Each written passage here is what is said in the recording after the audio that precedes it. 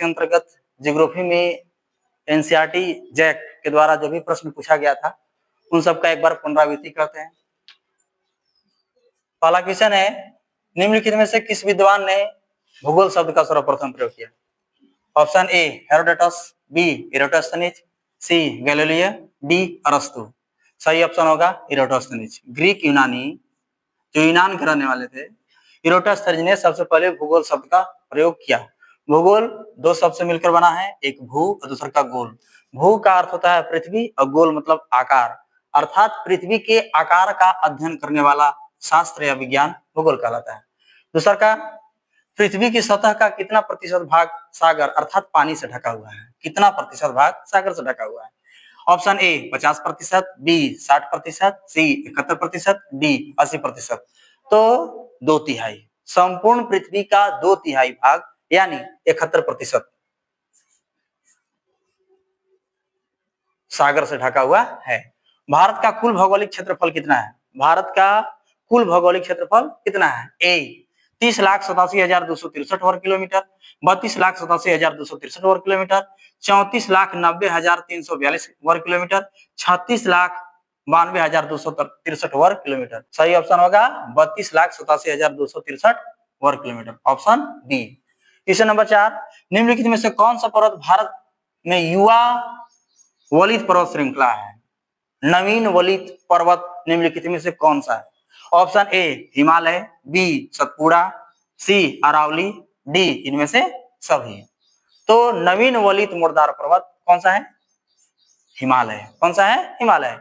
यह अवशिष्ट पर्वत है, सबसे प्राचीन पर्वत है। सतपुड़ा ब्लॉक पर्वत है, ब्लॉक पर्वत अवशिष्ट पर्वत, परंतु सबसे नवीन वलित मुर्दार पर्वत कौन सा है? हिमालय। भारत के उत्तर पश्चिम, उत्तर और उत्तरी पूर्वी सीमा का निर्धारण करता है। निम्नलिखित में से अरावली पर्वत की सबसे ऊंची चोटी कौन सा है? अरावली पर्वत भारत के 3 राज्यों में गुजरात, राजस्थान और दिल्ली, गुजरात, राजस्थान और दिल्ली में स्थित है। तो कहता है कि अरावली पर्वत की सबसे ऊंची चोटी कौन सा है? विंध्य, सतपुड़ा, गुरु शिखर, हिमालय। सबसे ऊंची चोटी गुरु शिखर, राजस्थान में माउंट आबू पर 1722 मीटर ऊंचा अरावली की सबसे ऊंची चोटी गुरु शिखर है। बंगाल की खाड़ी में कौन सा द्वीप समूह स्थित है? भारत के 2 द्वीप समूह, एक अंडमान निकोबार द्वीप समूह और एक लक्षद्वीप। तो कहता है कि बंगाल की खाड़ी में कौन सा द्वीप समूह स्थित है? ए लक्षद्वीप, बी अंडमान निकोबार द्वीप समूह, सी मालदीव और डी इनमें से कोई नहीं।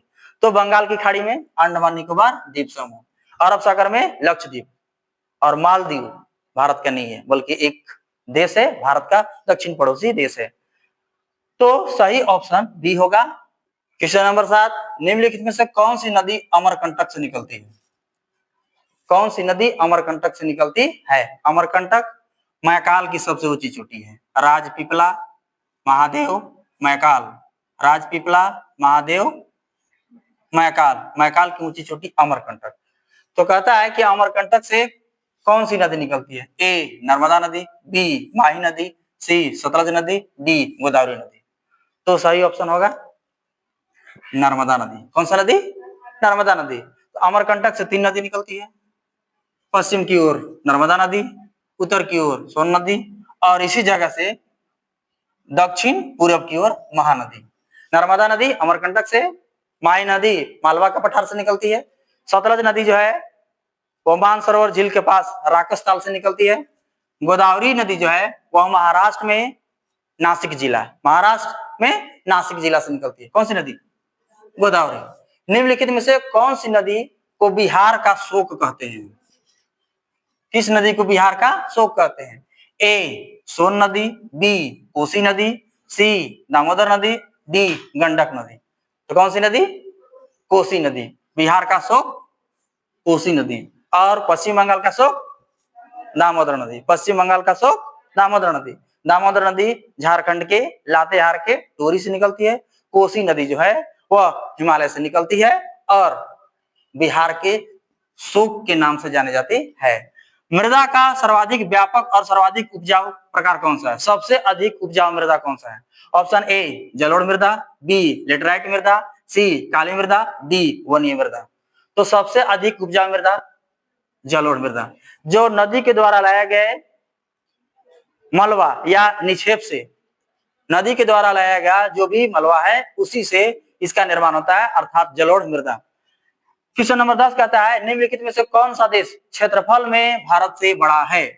कौन सा देश क्षेत्रफल में भारत से बड़ा है? ऑप्शन ए चीन, ऑप्शन बी मिस्र, option C France, option D Iran. जैसा कि हम जानते हैं कि क्षेत्रफल की दृष्टि से भारत विश्व में 7वां स्थान रखता है। कौन सा स्थान रखता है? और जनसंख्या की दृष्टि से दूसरा, लेकिन अब प्रथम हो गया। तो निम्नलिखित में से कौन सा देश क्षेत्रफल में भारत से बड़ा है? तो भारत से बड़ा रूस, कनाडा, चीन, संयुक्त राज्य अमेरिका, ब्राजील, ऑस्ट्रेलिया, भारत। तो इस प्रकार से हम कह सकते हैं चीन भारत से क्षेत्रफल में बड़ा है। अगर इसको इस क्वेश्चन को थोड़ा सा घुमा के पूछ दिया जाए, एशिया में कहा? एशिया में क्षेत्रफल की दृष्टि से भारत कौन सा स्थान रखता है? एशिया में क्षेत्रफल की दृष्टि से भारत कौन सा स्थान रखता है? कौन सा स्थान रखता है? कमेंट में लिख करके बताना कि क्षेत्रफल में एशिया में भारत क्षेत्रफल की दृष्टि से कौन सा स्थान रखता है? पृथ्वी की सबसे ऊपरी परत, पृथ्वी की सबसे ऊपरी परत है ए भूपरपट्टी, बी मेंटल, सी क्रोड, डी इनमें से कोई नहीं। भूकंपीय तरंग, भूकंप के फलस्वरूप तरंग उत्पन्न होती है और इन तरंगों के फलस्वरूप पृथ्वी की आंतरिक संरचनाओं के बारे में जानकारी मिलती है। और भूकंपीय तरंग के आधार पर पृथ्वी की आंतरिक संरचनाओं को 3 भागों में बांटा गया। क्या भागों में बांटा गया?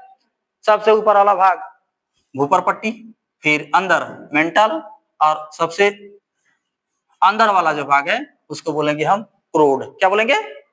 भूपरपट्टी, मेंटल, क्रोड। भूपरपट्टी, मेंटल, क्रोड। कहता है कि पृथ्वी की सबसे ऊपरी परत कौन सा हो जाएगा? भूपरपट्टी। भारतीय मरुस्थल को किस अन्य नाम से जाना जाता है? सहारा मरुस्थल, थार मरुस्थल, गोबी मरुस्थल या नामीबी मरुस्थल? तो थार मरुस्थल। कौन सा मरुस्थल? ऑप्शन डी सही होगा। कौन सही होगा? अफ्रीका में विश्व का सबसे बड़ा मरुस्थल सहारा, मंगोलिया में एशिया का सबसे बड़ा मरुस्थल गोबी मरुस्थल। कौन सा मरुस्थल? गोबी मरुस्थल। पृथ्वी पर जीवन निम्नलिखित में से लगभग कितने वर्ष पहले आरंभ हुआ? 7 मिलियन वर्ष पहले, 3.8 मिलियन वर्ष पहले और 4.6 मिलियन वर्ष पहले, 3.8 मिलियन वर्ष पहले। ऑप्शन बी और ऑप्शन डी दोनों एक ही है और यही सही होगा। 380 करोड़ वर्ष पहले या 3.8 या 3.8 मिलियन वर्ष पहले। ऑप्शन बी और ऑप्शन डी दोनों सही होगा। किस ग्रह को लाल ग्रह कहते हैं? किस ग्रह को लाल ग्रह कहते हैं? ए मंगल, बी शुक्र, सी बुध और डी पृथ्वी। पृथ्वी को नीला ग्रह कहते हैं। पृथ्वी को कहते हैं। और शुक्र को भोर का तारा या सांझ का तारा, भोर का तारा या सांझ का तारा किसको कहते हैं? शुक्र को। नीला ग्रह पृथ्वी को। और लाल ग्रह किसको कहेंगे? मंगल को। कारण यहाँ पर आयरन ऑक्साइड, आयरन अत्यधिक मात्रा मिलता है और आयरन का रंग लाल होता है, इसी कारण मंगल का रंग कैसा होता है? लाल होता है, इसीलिए इसे लाल ग्रह कहते हैं। ज्वारीय परिकल्पना किस विद्वान ने प्रस्तुत किया? ए जेम्स और जेफरीज ने, लाप्लास ने, इमैनुअल कांट ने, चैम्बरलिन और मोल्टन ने। सही ऑप्शन होगा जेम्स एवं जेफरीज ने ज्वारीय परिकल्पना प्रतिपादन किया। लाप्लास ने निहारिका परिकल्पना, लाप्लास ने निहारिका परिकल्पना प्रतिपादन किया। पृथ्वी का प्राकृतिक उपग्रह, ग्रह वे आकाशीय पिंड होते हैं जो किसी तारे की परिक्रमा करते हैं। ग्रह वे आकाशीय पिंड जो किसी तारे की परिक्रमा करते हैं वे ग्रह कहलाते हैं, और जो ग्रह की परिक्रमा करते हैं उसे उपग्रह कहते हैं। चाहे उपग्रह हो चाहे ग्रह हो, किन्हीं के पास अपना प्रकाश नहीं होता है, बल्कि वह सूर्य या किसी तारे के प्रकाश से चमकते हैं। तो प्रश्न कहता है पृथ्वी का प्राकृतिक उपग्रह ए सूर्य, बी मंगल, सी चंद्रमा, डी बुध। सही ऑप्शन होगा चंद्रमा। प्राकृतिक उपग्रह क्या हो जाएगा? चंद्रमा, अर्थात सी सही। भूकंप के परिणाम को कैसे मापा जाता है? एक अंतर्जात बल के द्वारा उत्पन्न होने वाला आकस्मिक घटना भूकंप अर्थात पृथ्वी में अचानक कंपन आ जाना भूकंप कहलाता है। तो भूकंप को कैसे मापा जाता है? तो रिक्टर पैमाना से, ए रिक्टर पैमाना से, बी मार्कोली पैमाना से, सी मापने के पैमाना से, डी सिस्मोग्राफ से। तो भूकंप के परिमाप को मापने के लिए सिस्मोग्राफ का प्रयोग करते हैं। किस ग्राफ का प्रयोग करते हैं? सिस्मोग्राफ का। क्वेश्चन नंबर 18, पृथ्वी की आंतरिक परत कोड का निर्माण हुआ है। ए सिलिका एवं एल्युमिनियम के मिश्रण से, निकेल एवं मैग्नीशियम के मिश्रण से, सिलिका एवं मैग्नीशियम के मिश्रण से, और डी निकेल एवं लोहा से। निकेल एवं लोहा से सही ऑप्शन होगा डी। सियाल, सीमा, नीफे। ऑस्ट्रेलिया के एक महत्वपूर्ण साइंटिस्ट या भूगोलवेत्ता जो है वह स्वेस के अनुसार पृथ्वी की आंतरिक संरचना को 3 भागों में बांटा गया।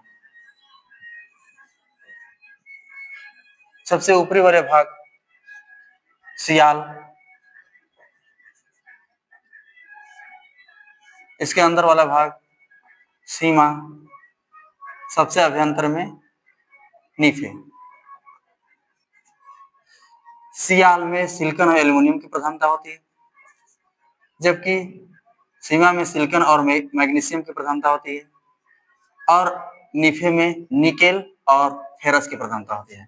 इस प्रकार से पृथ्वी की आंतरिक कोड का निर्माण जो है वह निकेल और लोहा के मिश्रण से हुआ है। ऑप्शन डी सही है।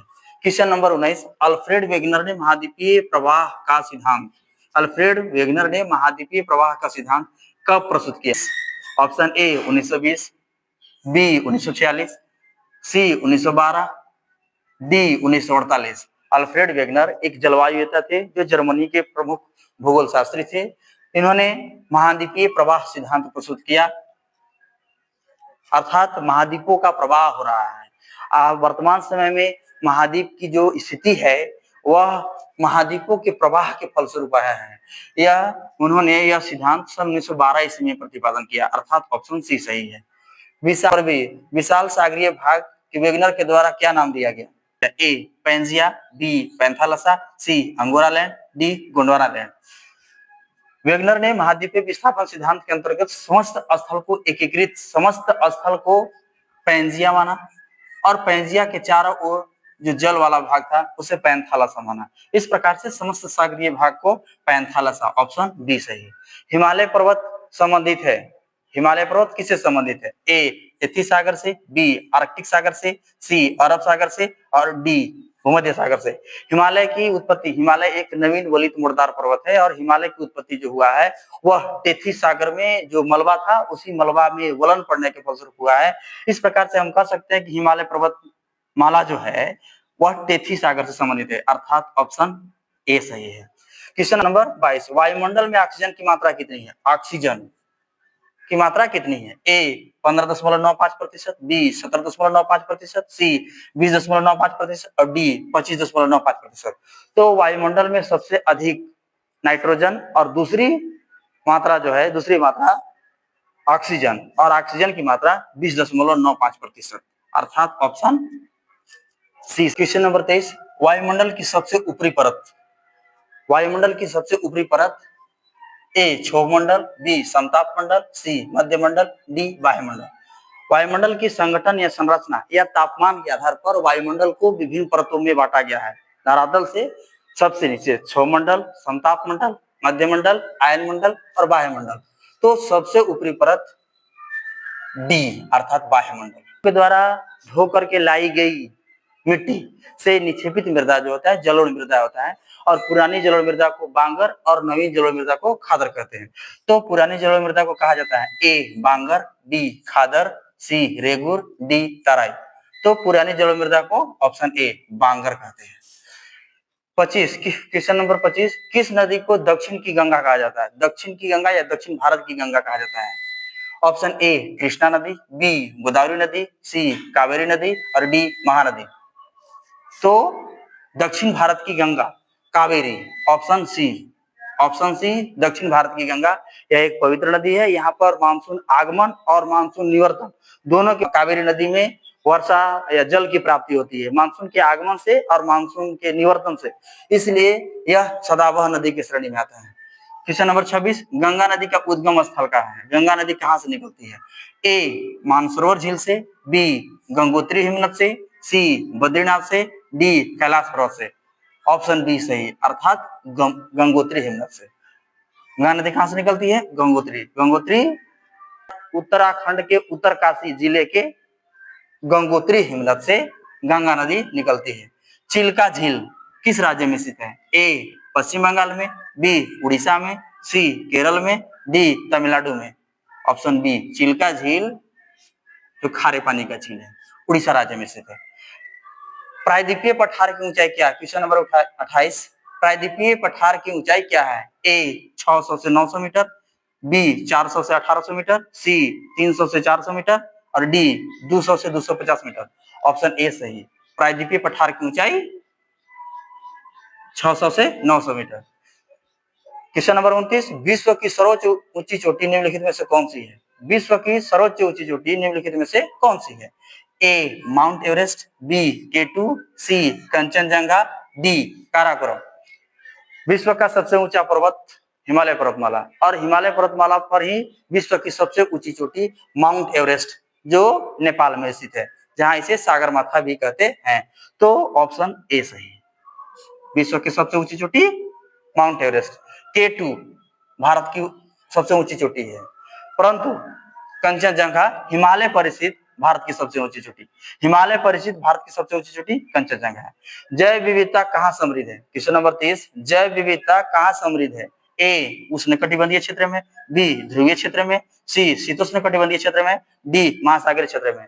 तो सबसे अधिक जीव विविधता या जीवों की जो प्रजाति देखने को मिलता है वह उष्णकटिबंधीय क्षेत्र में। ऑप्शन ए सही। क्वेश्चन नंबर 31, राष्ट्रीय उद्यान और अभ्यारण्य किस उद्देश्य से बनाए गए हैं? ए मनोरंजन के लिए, बी शिकार के लिए, सी पालतू जीव के लिए, डी संरक्षण के लिए। तो देश की सरकार या हमारे भारत के द्वारा या भारतीय सरकार के द्वारा विभिन्न प्रकार के राष्ट्रीय उद्यान और अभ्यारण्य का निर्माण किया गया है, जिसका उद्देश्य है जो जीव जंतु विलुप्त हो रहे हैं, संकटग्रस्त हो रहे हैं, उनको संरक्षण करने के लिए। इस प्रकार से डी सही। क्वेश्चन नंबर 32, निम्नलिखित में से कितने ऊंचाई पर ऑक्सीजन की मात्रा नगण्य हो जाती है? ऑक्सीजन कितनी ऊंचाई तक ऑक्सीजन की मात्रा नगण्य हो जाती है, अर्थात नहीं के बराबर होती है?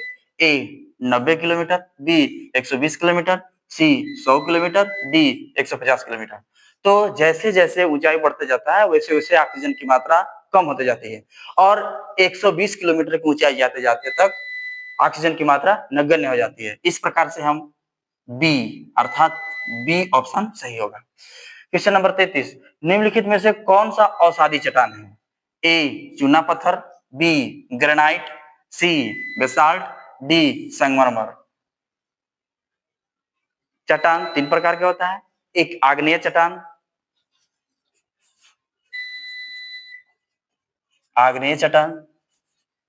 औषधि चट्टान और तीसरा रूपांतरित चट्टान या कायांतरित चट्टान। पृथ्वी के अंदर जो मैग्मा होता है, मैग्मा ज्वालामुखी के फलस्वरूप धरातल पर आता है और वायुमंडल के प्रभाव में आकर के वह जम जाता है, जिससे आग्नेय चट्टान का निर्माण होता है। जैसे बेसाल्ट आग्नेय चट्टान है, ग्रेनाइट आग्नेय चट्टान है। औषधों को परत दर परत जमने से, जिसमें मलबा हो सकता है, जीवों का अवशेष हो सकता है, तो औषधों को परत दर परत जमने के फलस्वरूप जिस चट्टान की उत्पत्ति होती है वह औषधि चट्टान का होता है। आग्नेय चट्टान और औषधि चट्टान ताप और दाब के कारण दूसरे रूप में परिवर्तित हो जाते हैं, इन्हें रूपांतरित चट्टान या कायांतरित चट्टान कहते हैं। तो निम्नलिखित में से कौन सा औषधि चट्टान है? ए चूना पत्थर, बी ग्रेनाइट, सी बेसाल्ट, डी संगमरमर। ग्रेनाइट और बेसाल्ट दोनों आग्नेय चट्टान है, चूना पत्थर संगमरमर। चूना पत्थर औषधि चट्टान, चूना पत्थर औषधि चट्टान, अर्थात ए चूना पत्थर औषधि चट्टान है, जबकि संगमरमर जो है वह रूपांतरित चट्टान है। सही ऑप्शन ए चूना पत्थर औषधि चट्टान है, ग्रेनाइट तथा बेसाल्ट आग्नेय चट्टान, और जबकि चूना पत्थर संगमरमर जो है वह रूपांतरित चट्टान है। कौन सी भूकंपीय तरंग तरल पदार्थ से होकर के नहीं गुजरती है? जब भूकंप की उत्पत्ति होती है तो भूकंप के फलस्वरूप तरंग उत्पन्न होते हैं। उन्हीं तरंग के आधार पर पृथ्वी की आंतरिक संरचना की जानकारी मिलती है।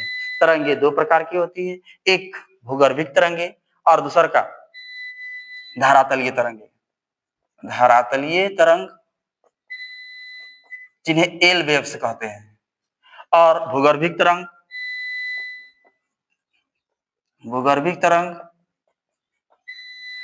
दो प्रकार के होते हैं, एक P primary waves, S secondary waves. प्राथमिक तरंगे, द्वितीयक तरंगे। प्राथमिक तरंगे जो है वह किसी माध्यम में प्रवेश कर जाती है, परंतु तरल पदार्थ में जैसी जाती है इसकी गति कम हो जाती है, परंतु एस तरंग जो है वह तरल पदार्थ में प्रवेश करने के साथ साथ वह विलुप्त हो जाती है। अर्थात कौन सी भूकंपीय तरंग तरल पदार्थ से होकर के नहीं गुजरती है? ए प्राथमिक तरंग, बी द्वितीयक तरंग, सी धरातलीय तरंग, डी इनमें से सभी अर्थात द्वितीयक तरंग, अर्थात सेकेंडरी तरंग। सेकेंडरी वेव्स जो है वह तरल पदार्थ से होकर नहीं गुजरती है। मंडल में सबसे बड़ा ग्रह कौन सा है? ए शनि, बी बृहस्पति, सी वरुण, डी अरुण। तो सौर मंडल का सबसे बड़ा ग्रह बृहस्पति, अर्थात ऑप्शन बी सही। गर्मियों में उत्तरी मैदान में बहने वाली हवा को क्या कहते हैं? ए काल वैशाखी, बी लू, सी व्यापारिक पवन, डी इनमें से कोई नहीं। सही ऑप्शन बी, उत्तरी मैदान में चलने वाली पवन को या हवा को लू कहते हैं। काल वैशाखी पश्चिम बंगाल में तड़ित झंझावात के साथ चलती है, जबकि व्यापारिक पवन जो है वह पृथ्वी पर 23.5 डिग्री उत्तरी अक्षांश और 23.5 डिग्री दक्षिणी अक्षांश से विषुवत रेखा की ओर सालों भर चलने वाली पवनें हैं। इन्हें व्यापारिक पवनें या इन्हें सनातनी पवनें भी कहते हैं। शाम का तारा किस ग्रह को कहते हैं? क्वेश्चन नंबर 37, शाम का तारा किस ग्रह को कहा जाता है?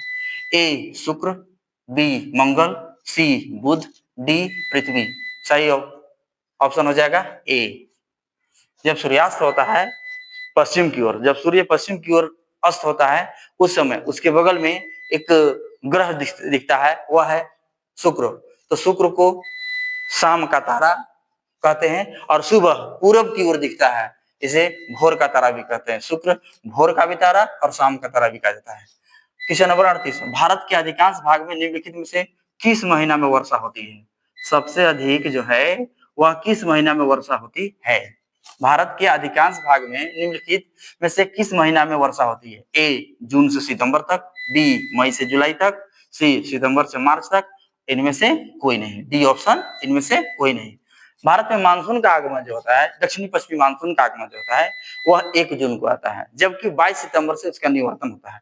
तो इस दौरान मतलब जून से सितंबर तक भारत के अधिकांशतः भाग में या भारत के अधिकांशतः भाग में खूब घनघोर वर्षा होती है। इस प्रकार से हम कर सकते हैं ए ऑप्शन सही होगा। क्वेश्चन नंबर 39, निम्नलिखित प्रकार के बादलों में से आकाश में सबसे ऊंचा बादल कौन सा है? ए पछाब, बी स्तरी, सी वर्षा मेघ, डी कपासी। सबसे ऊपर पछाब, उसके नीचे कपासी, उसके नीचे स्तरी। इस प्रकार से सबसे ऊंचा ऑप्शन ए पछाब बादल। क्वेश्चन नंबर 40, सर्वाधिक तापमान कब अंकित किया जाता है? ए 11 बजे, बी दोपहर 12 बजे, सी अपराह्न 2 बजे और डी अपराह्न 4 बजे। तो सर्वाधिक तापमान अंकित किया जाता है ऑप्शन सी अर्थात 2 बजे।